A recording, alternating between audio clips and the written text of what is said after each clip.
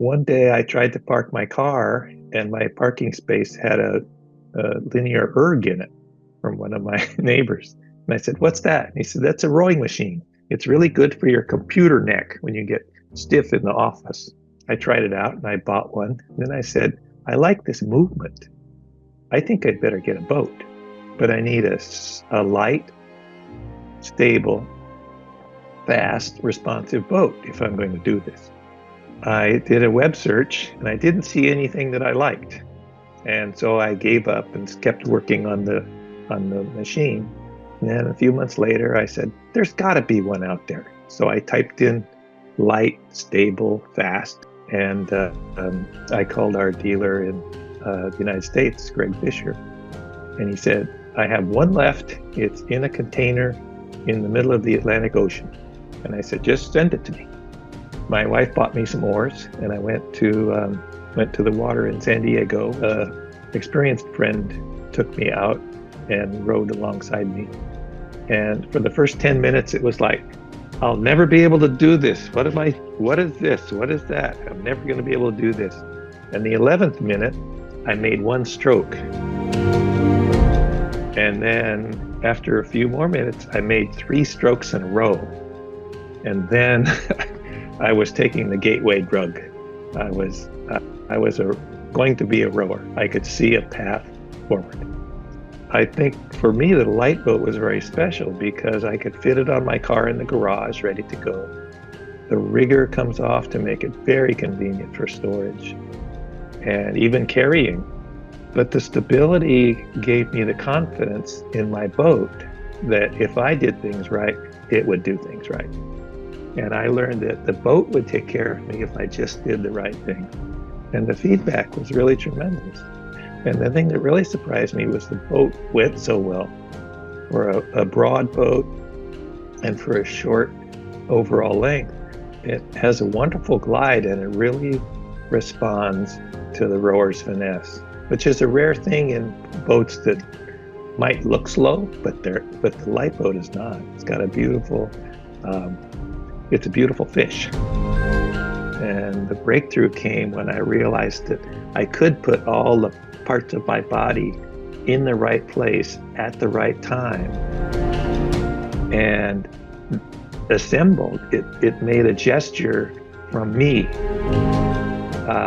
to do this thing in an environment where I was surrounded by birds. Sometimes I see sea turtles in bays, inside the mouth of bays, and dolphins. And I'm just out there being very close to the other marine creatures and to the weather. I was never an athlete.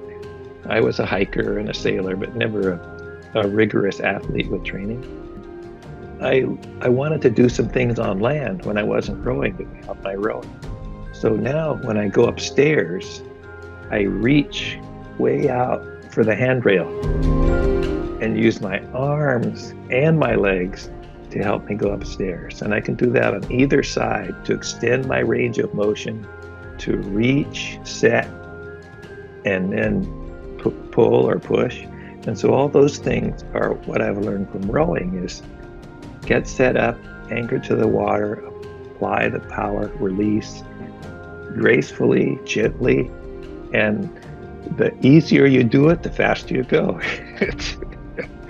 The whole idea of rowing is contrary action, which starts with going backwards, but it ends with a complete a sense of unity in myself and with my boat and with my environment.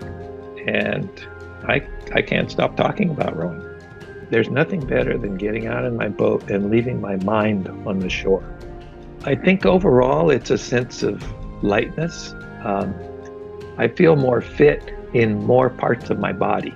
I feel like I don't have to think of how I'm doing things as much in the world, not just in the boat, but I feel more grounded, better balance.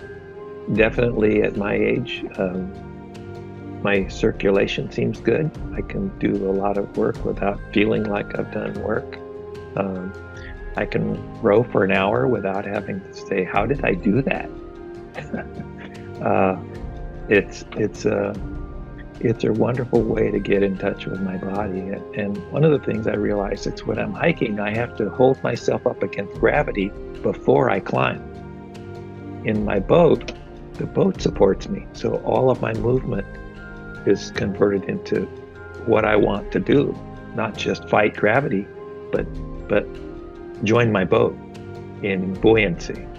And that's a huge difference in the kind of exercise it is. And I think it makes the whole body more buoyant.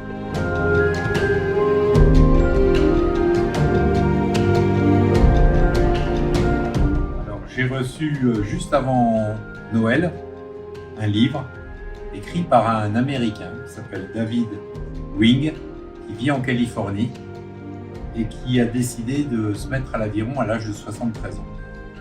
Il est devenu tellement passionné, cet homme, qu'il a écrit un livre super intéressant que j'ai lu pendant mes vacances de Noël avec un grand plaisir.